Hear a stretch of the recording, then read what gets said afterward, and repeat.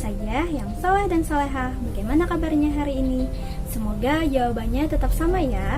Alhamdulillah, sehat, tetap semangat, Allahu Akbar.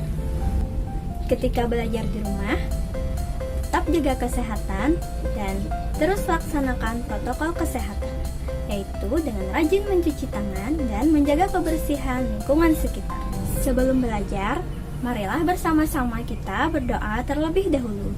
Bismillahirrahmanirrahim.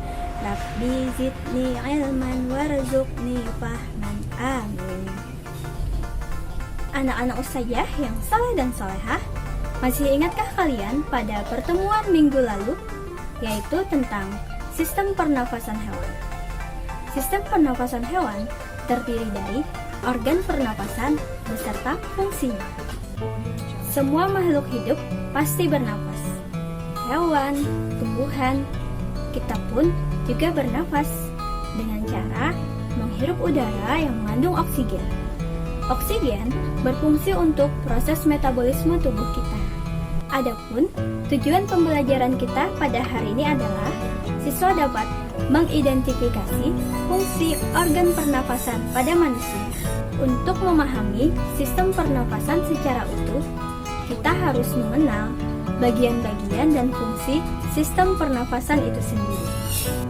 Nah, untuk mengetahui hal tersebut, marilah bersama-sama kita menyimak penjelasan berikut ini. Selamat belajar!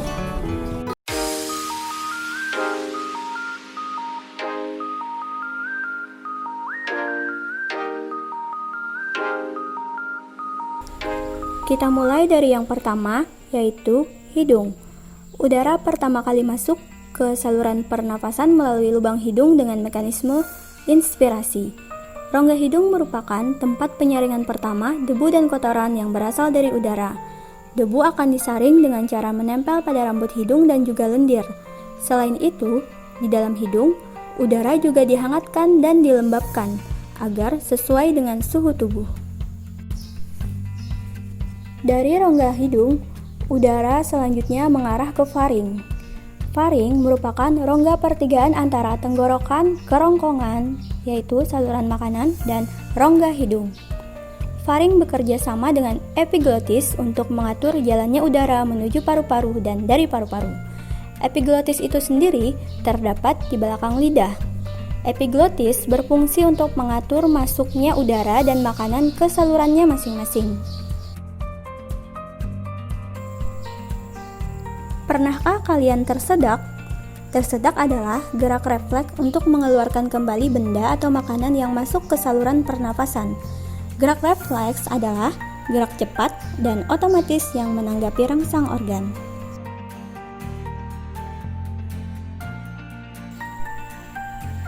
Kemudian, udara menuju laring atau pangkal tenggorokan. Di laring juga terdapat kotak suara. Suara dihasilkan ketika otot-otot dalam kotak suara menegang atau kontraksi. Dari laring, udara masuk ke dalam trakea atau batang tenggorokan. Trakea merupakan penyaring udara tahap kedua. Pada dinding trakea, terdapat selaput lendir dan rambut-rambut halus yang selalu bergetar atau disebut juga dengan silia, yang berfungsi menyaring udara, debu, dan kotoran yang lolos dari rongga hidung. Dari trakea, selanjutnya terdapat dua cabang yang disebut bronkus. Bronkus ini masing-masing mengarah ke paru-paru kiri dan paru-paru kanan. Bronkus bercabang-cabang lagi di dalam paru-paru menjadi saluran-saluran kecil yang disebut bronkeolus. Udara kemudian memasuki alveoli. Kumpulan dari alveoli disebut alveolus, yang merupakan kantong udara di ujung bronkeolus. Pada alveolus terdapat pembuluh darah, di mana terjadi pertukaran gas oksigen dan karbon dioksida. Demikian proses pernafasan manusia. Jadi, alur pernafasan kita dapat dijelaskan dengan diagram alur berikut. Udara masuk ke tubuh kita melalui rongga hidung, kemudian menuju ke faring, laring, trakea, bronchus, bronchiolus, alveolus. Di sana terjadi pertukaran udara, yaitu oksigen dan karbon dioksida. Karbon dioksida keluar dari tubuh melalui organ pernafasan tadi.